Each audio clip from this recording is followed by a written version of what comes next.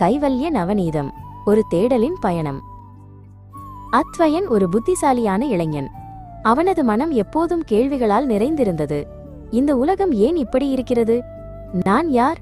எனது வாழ்வின் நோக்கம் என்ன என்று அவன் ஓயாமல் சிந்திப்பான். ஒரு நாள் இந்த தேடலுக்கு விடை காண அவன் வீட்டை விட்டு புறப்பட்டான்.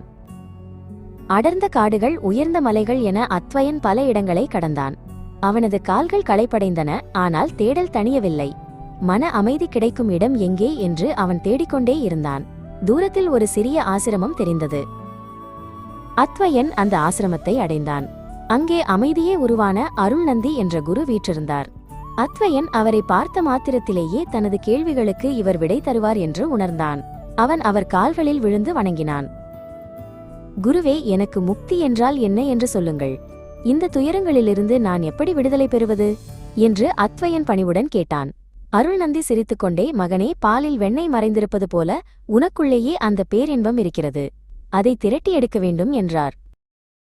அருள்நந்தி விளக்கத் தொடங்கினார். அத்வயன், நீ காண்பது ஒரு கனவு போன்றது. கனவில் நீ பலவற்றை பார்க்கிறாய், ஆனால் விழித்ததும் அவை மறைந்து விடுகின்றன. அதுபோலவே இந்த உலகமும் தோன்றி மறையும் ஒரு மாயை, உண்மையானது என்றும் மாறாத ஒன்று. இருவரும் ஆசிரமத்தை ஒட்டிய ஆற்றங்கரைக்குச் சென்றனர்.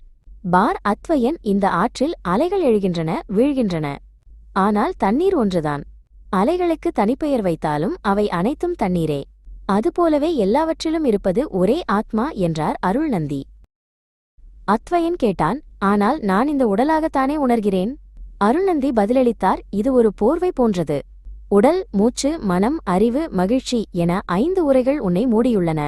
இவற்றை ஒவ்வொன்றாக நீக்கினால் உள்ளே இருக்கும் உண்மையான நீ தெரிவாய். பால் தயிராகி பின்னர் கடைந்தால்தான் வெண்ணெய் வரும்.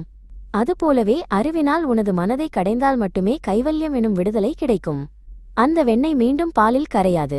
அதுபோல ஞானம் பெற்றவன் மீண்டும் அறியாமையில் விழமாட்டான் என்றார் அருள்நந்தி.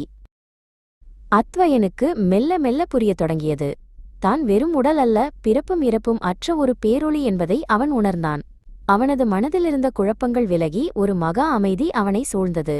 அவன் கண்களில் ஆனந்த கண்ணீர் வழிந்தது. அத்வயன் இப்போது தெளிவு பெற்றான். அவன் அருள்நந்தியிடம், குருவே, தத்துவமசி, அதுவே நீ என்பதன் பொருளை இன்று நான் உணர்ந்தேன் என்றான். குருவும் சீடனும் மௌனமாக ஒருவரை ஒருவர் பார்த்தனர். அந்த மௌனத்தில் எல்லா உண்மைகளும் அடங்கியிருந்தன.